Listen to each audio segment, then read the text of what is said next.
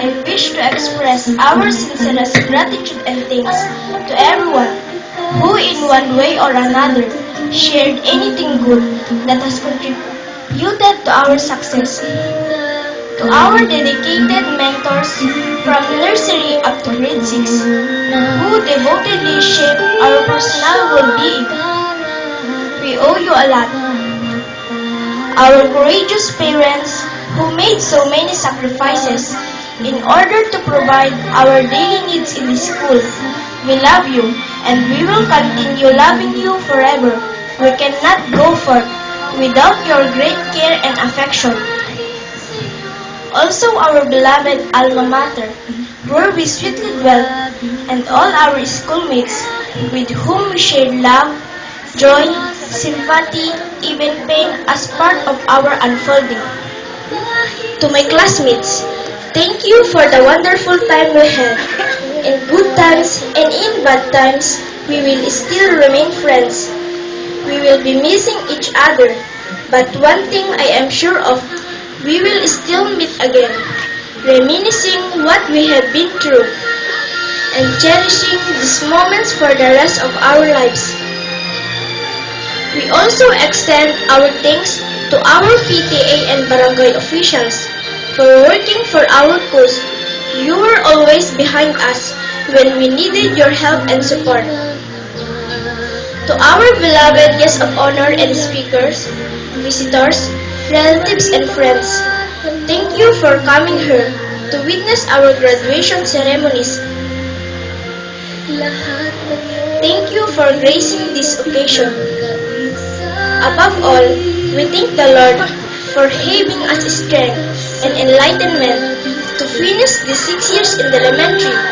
We beseech your blessing again to face the next journey, the high school life. On behalf of this graduating class, I would like to say thank you. God bless us all, always.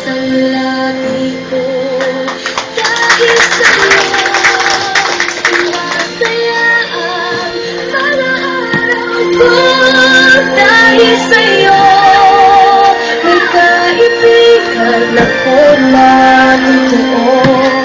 Dahil sa'yo, natutunan ang puso ko. Ang pinamahal sa aking mundo. Ipitin mo, may kaibigan kang nagmamahal sa'yo.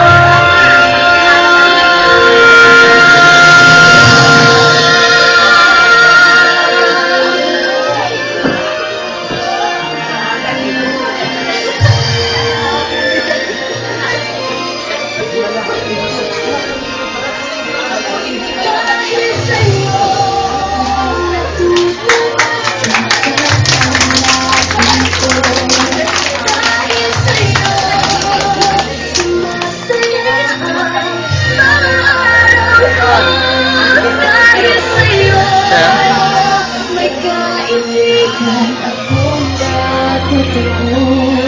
Dahil sa'yo, hindi magmahal.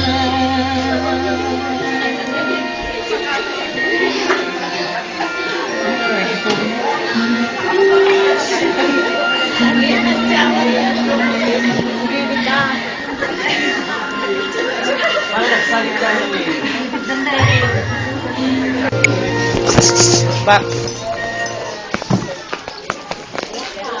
Another song that has